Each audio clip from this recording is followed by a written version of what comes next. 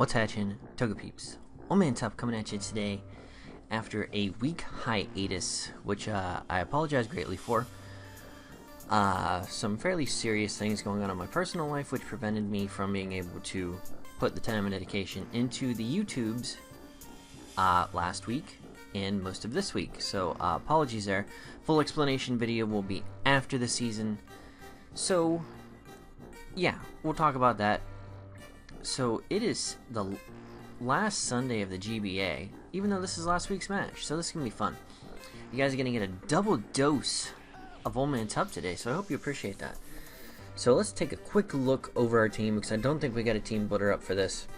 Scarfire Cross with knockoff and other standard moves, which I believe is close combat, Stone Edge, and Megahorn. We have special attacking Azelf with T-Wave, Water Pulse on there to hit Heatran and Sand Slash. We have special bulky, I believe special bulky Hippowdon. We have Swords Dance Sweeping Excadrill. We have Tangrowth with Assault Vest max at max special defense, and special attacking Tentacruel with just enough speed to outspeed whatever the next fastest thing to it is. I apologize, I don't exactly remember. I'm going to say maybe Meloetta. But those of you, I'm sure, have watched Steve's version of this, so you probably know what's going to happen. But we aren't going to spoil it for those of you who didn't, so let's dive right into this match. Steve's going to lead out with his Gengar, and I thought about leading with Azelf, Focus Sash, but I didn't want to come right out the bat with that, so I come out with Tentacruel, and I'm thinking, okay, he's going to outspeed me. Even if he has Psychic and he specs, he can't kill us in one shot. We want to get some damage on this thing. This thing does a lot to my team, even though some of our mons outspeed it. So we're going to see here, I go first, and we Scald it, and that does 51%, and I was expecting it to do quite a bit more than that, so I'm like, okay, this thing has a little bit of bulk in it. And he sets up Trick Room, and I was just like, what? I was just like, oh my god, please tell me that didn't just happen. So I you know, walked away for a minute, come back, and it was like, oh crap. Crapskis. I was like, oh, if this is a Trick Room team, I am so boned right now, it's not even funny. So we're going to see what happens. He's going to switch out here, and I'm just going to go for another Scald because it's a play to make. No reason for me not to. Like I said, there's no way he can kill me. Granted, it was a mid-roll with 51%, so I would probably kill it again. So we got into Dreadnought here, my special wall, and he's going to eat that for breakfast. We go for the knockoff. That does right around 50%. And 2 Psychics is going to put me right around 50% too. So I go for the Giga Drain here just to see how much it'll do, because we do have a little bit more special attack than we do physical attack this week. And he's going to get the special defense drop on that Psychic. So I'm just like, F, gotta switch out now. And I'm going to reset up the Trick Room. We're going into Winston. We set up the Stealth Rocks, and he's going to Grass Knot us here, and he's going to crit us. Now, it takes us down to 1% and we survive. But why is this crit important? Well, we'll explain that a little bit later. But we'll say the crit, say he would have done about 50% damage with the Grass Knot. With the crit, takes it to, yeah, I don't know. My math just exploded in my brain right there. So I don't know. But I'm going to say we'll be sitting at least 25, if not 33% health right now. So, I mean, that's decent for Hippowdon. So, yeah. We're in trouble. We got our rocks up. And we also have the sand set. Now, went for Grass Knot there. Figure another Psychic is coming. And the best thing we have to take, that's Dreadnought. But with the Trick Room up and him at such low health, we know Dreadnought's going to be able to take it out with whatever. We go for the safe knockoff play just in the event he wanted to switch out and preserve that for whatever reason. And that leaves Dreadnought in a really bad place. Now, I calc this before the match, so I had it in my head.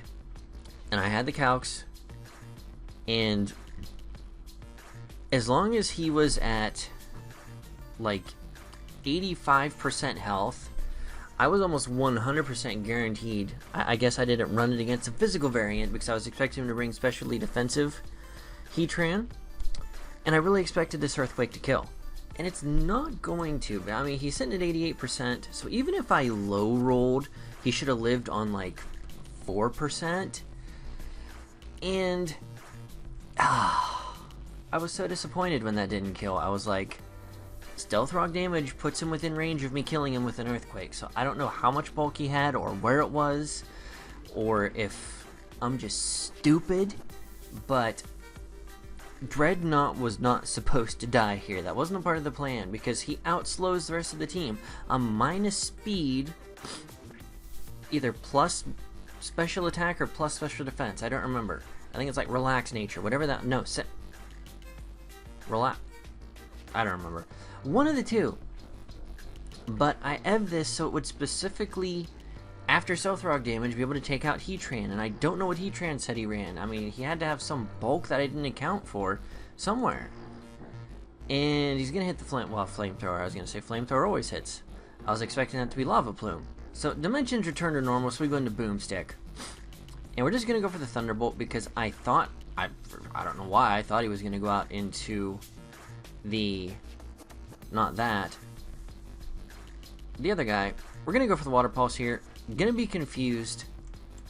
He is going to get his rocks up here. Now here is where it makes a difference with that crit on Hippowdon, because as long as he has rocks on the field, I cannot safely switch in Hippowdon to reset the sand. So, disappointment.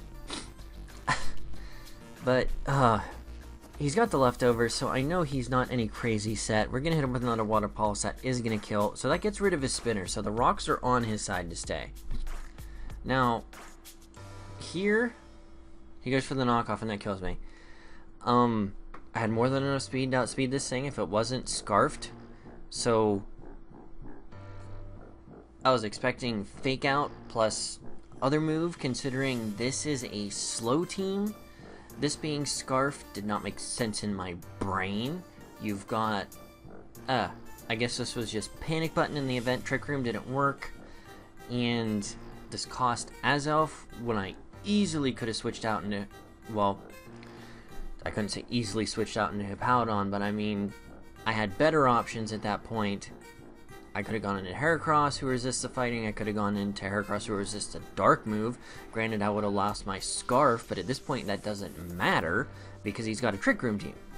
So, woof. This game just exploded in my face once Trick Room was revealed turn 1. So I go out into Tentacruel because knockoff really isn't going to hurt me that much at this point because I think I'm just Black Sludge. No, I'm not. Maybe I am, I don't know. And that was a crit, and that was... I am Black Sludge, there we go. And we're gonna Giga Drain here, and that isn't gonna be enough to take it out. Psychic is just gonna straight up one-shot me. I thought he had a little bit more bulk than he did when that amount of damage come from that Giga Drain, because I was really expecting Giga Drain to do in the ballpark of 50%.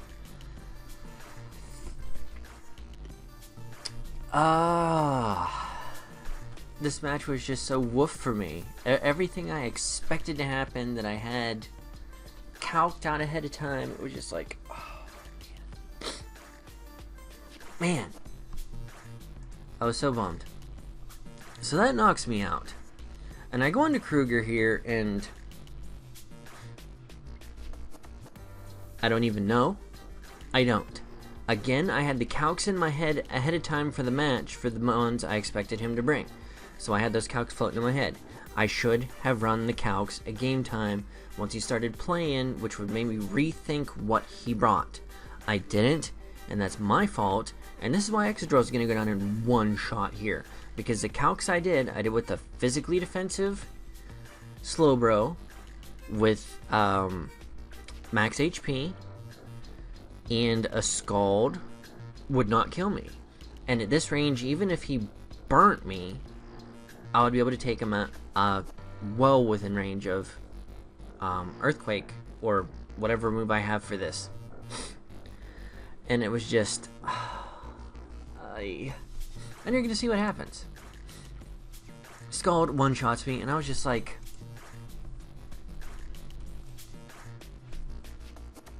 Why did I waste all that time calcing ahead of time when... why didn't I calc when this match was going on? I just... So, Heracross is going to come out here. Now, Battler-X is going to get a little cheeky on turn 19. This has been a fast and furious match that has just been Mons dying left and right. And he's going to Fire Blast, so instead of going for the safe...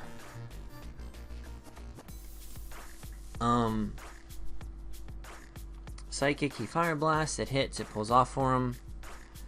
And he's just going to finish me off with, well, a Stealth Rocks are going to kill me here, so that's unfortunate for him. No Mons get credit for that, but I mean, woof. Yeah. Apologize for what is on the screen and the text. Maybe we'll X that out so we don't see that, or all my face will be over it, hopefully. But, man. Yeah. Anyways, I was not expecting that team at all, and it obviously caught me by surprise, and not nice things. Man. But anyways, great game, Battler-X.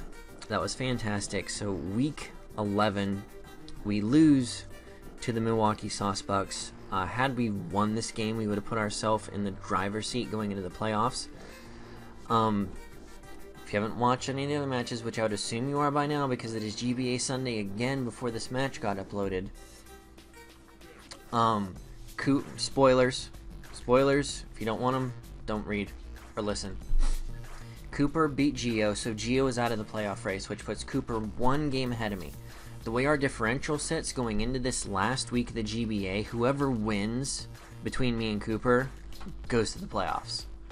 So, we really have to buckle down and prep for that match because playoffs.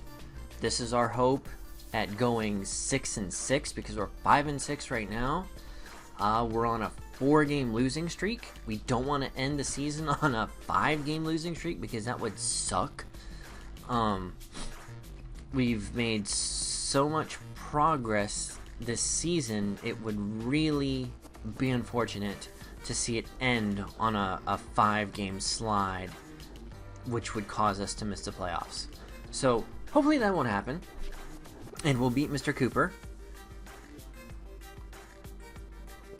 and the Utah Jasmine, who we did beat earlier this season. We'll have to wait and see what happens, guys. This has been Old Man Tup, and once again I apologize for the lateness of this video. A more detailed explanation will be coming out sometime next week, as this will be going up what is actually week 12 of the GBA, even though it's my week 11 match. Alright guys, thanks for your patience and your understanding. We'll catch you on the flip side. Peace.